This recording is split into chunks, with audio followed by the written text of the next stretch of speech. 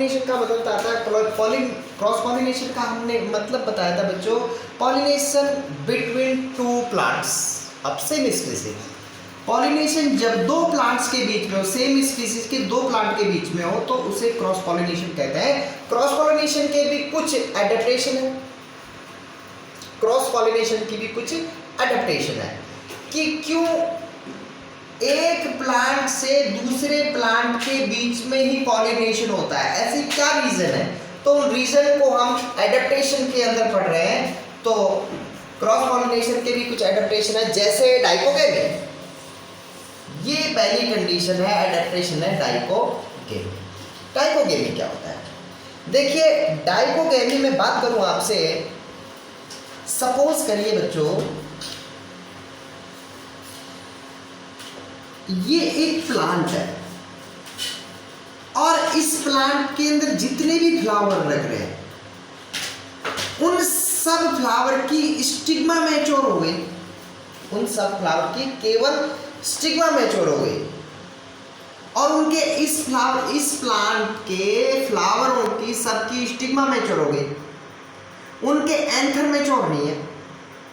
तो स्टिग्मा तो मैच्योर है, एंथर मैच्योर नहीं है, तो इन फ्लावर के बीच में, एक फ्लावर के बीच में भी या एक ही प्लांट के दो फ्लावरों के बीच में पॉलिनेशन नहीं हो सकता। इस कंडीशन में प्लांट क्रॉस पॉलिनेशन करता है, क्योंकि सेल्फ पॉलिनेशन तो हो ही नहीं रहा है, फ्लावर से फ्लावर के बीच में नहीं हो रहा और एक फ्लावर से दूसरे फ्लावर के बीच में नहीं होता, सेम प्लांट के बीच में नहीं हो रहा। तो क्या अब ये इस प्लांट के फ्लावर दूसरे प्लांट से पॉलिनेशन करेंगे, किस तरह से,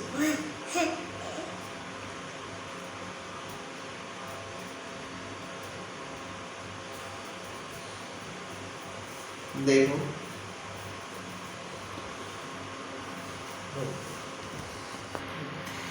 सपोज करिए इस प्लांट के जो एंथर हैं वो मैच्योर हो चुके हैं लेकिन स्टिग्मा मैच्योर नहीं है, इस प्लांट की स्टिग्मा मैच्योर हो चुकी है लेकिन एंथर मैच्योर नहीं है। तो इन दोनों के बीच में जो पॉलिनेशन होगा, इन दोनों प्लांटों के बीच में जो पॉलिनेशन होगा वो पॉलिनेशन कहलाएगा क्रॉस पॉलिनेशन। देखिए फ्लावर के अंदर, प्लांट के फ्लावर के अंदर जब एंथर मैच्योर हो जाए, ध्यान से नोट कर लेना भाई, प्लांट के फ्लावर में जब एंथर मैच्योर हो जाए लेकिन उस प्लांट में स्टिग्मा मैच्योर नहीं हो, तो ऐसी कंडीशन को प्रोटेंडरस कंडीशन कहते हैं। एग्जाम्पल साल्विया प्लांट में ऐसा होता है। आगे देखो, जब किसी प्लांट में स्टिग्मा मैच्योर हो जाए, मान लीजिए ये फ्लावर है, स्टिग्मा देखो मैंने ये बना दिया, ये स्टिग्मा बना दिया पूरा, ओ सॉरी ये कार्पल बना दिया है, स्टिग्मा या कार्पल तो मैच्योर हो गई है या स्टिग्मा मैच्योर हो गई है लेकिन एंथर मैच्योर नहीं है। तो ऐसी कंडीशन को जिसमें स्टिग्मा मैच्योर हो जाए एंथर मैच्योर नहीं हो, तो ऐसी कंडीशन कहलाती है प्रोटोगाइनी, और ये रोजेसी फैमिली के अंदर ऐसा होता है। ठीक है, उसके बाद है हेट्रोस्टाइल। हेट्रोस्टाइल के कारण भी क्रॉस पॉलिनेशन ही होता है। जैसे मान लीजिए हेट्रोस्टाइल के अंदर फ्लावर में दो कंडीशंस हो सकती हैं। एक कंडीशन में क्या होता है, ये मान लीजिए प्लांट है और ये इसका फ्लावर है और फ्लावर की स्टिग्मा की लंबाई बहुत ज्यादा है लेकिन एंथर की लंबाई बहुत कम है। स्टिग्मा की लंबाई बहुत ज्यादा हो गई, एंथर की लंबाई बहुत कम है, इसका मतलब इनके अंदर सेल्फ पॉलिनेशन, ऑटोगेमी या जीटोगेमी नहीं हो सकता।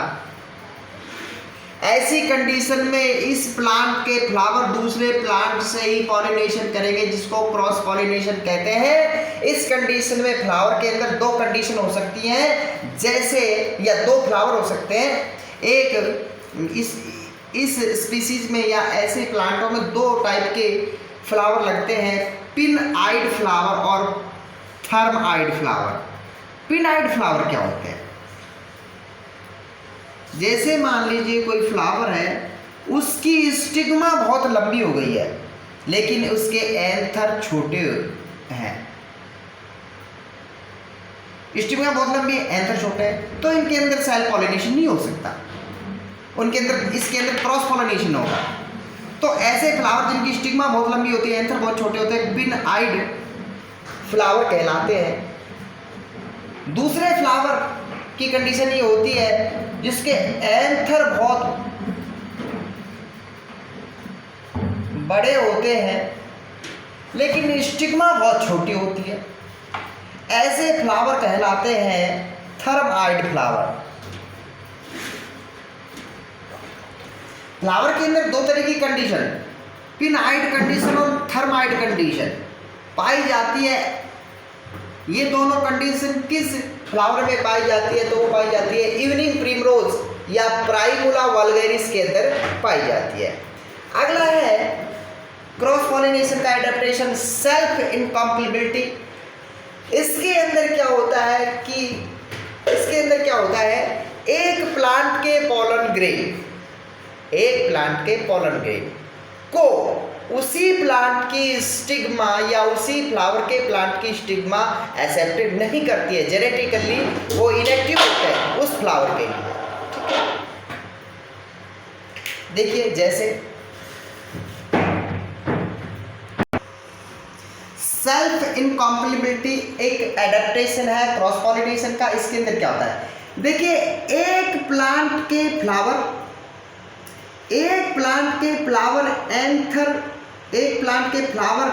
के एंथर में जो पॉलन ग्रेन बनते हैं वो उसी प्लांट या उसी फ्लावर की स्टिग्मा को फर्टिलाइज नहीं कर सकते। ये कंडीशन कहलाती है इनकॉम्पेटिबिलिटी।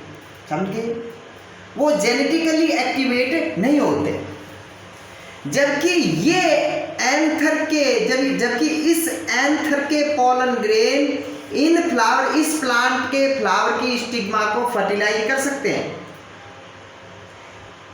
इसके पॉलन ग्रेन इसकी स्टिग्मा को फर्टिलाइज नहीं कर सकते, लेकिन इस प्लांट की स्टिग्मा को फर्टिलाइज कर सकते हैं। तो ये कंडीशन कहलाती है सेल्फ इनकॉम्पेटिबिलिटी। इस तरह की कंडीशन पाई जाती है सेब के अंदर, मेलस के अंदर सेब के अंदर इस तरह की कंडीशन पाई जाती है। अगला जो क्रॉस पॉलिनेशन का एडेप्टेशन है वो डिक्लाइनिंग के अंदर क्या होता है, यूनिसेक्सुअलिटी पाई जाती है। अर्थात इसमें क्या होता है, एक प्लांट ऐसा है बच्चों जिसके अंदर जितने भी फ्लावर लगे हैं उनके अंदर सबके अंदर मेल रिप्रोडक्टिव ऑर्गन है। अब ये मान लीजिए कोई प्लांट है, आप इस प्लांट में जो फ्लावर लगे हैं उन फ्लावर में सब में ही एंथर है, स्टेमन है, सब में उनके अंदर स्टिग्मा है ही नहीं किसी भी फ्लावर में। इस प्लांट के अंदर जो फ्लावर लगे हैं उसके अंदर किसी के अंदर स्टिग्मा नहीं, सबके अंदर एंथर लगे हैं। तो ये तो फर्टिलाइज करने से रहे। अब क्या होगा, एक दूसरा प्लांट ऐसा जिस पर जो फ्लावर बने हैं उन फ्लावर पर स्टिग्मा लगी हुई है, उन फ्लावर पर क्या लगी हुई, स्टिग्मा। तो इसके एंथर के पॉलन ग्रेन इसकी स्टिग्मा को क्या कर देंगे, फर्टिलाइज कर देंगे। आई मीन टू से क्रॉस पॉलिनेशन आकर बिटवीन टू प्लांट्स, यहाँ पर क्रॉस पॉलिनेशन हो जाएगा दोनों प्लांटों के बीच में। यही कहलाती है डिक्लाइनिंग। इसे यूनिसेक्सुअलिटी भी कहते हैं। ये मेज के अंदर ऐसा होता है, मक्का के अंदर ऐसा होता है। धन्यवाद, थैंक यू। वीडियो को लाइक करें, अगर नहीं समझ में आया ये थोड़ा तो आप मुझे बताएं। ठीक है, धन्यवाद, लाइक करें।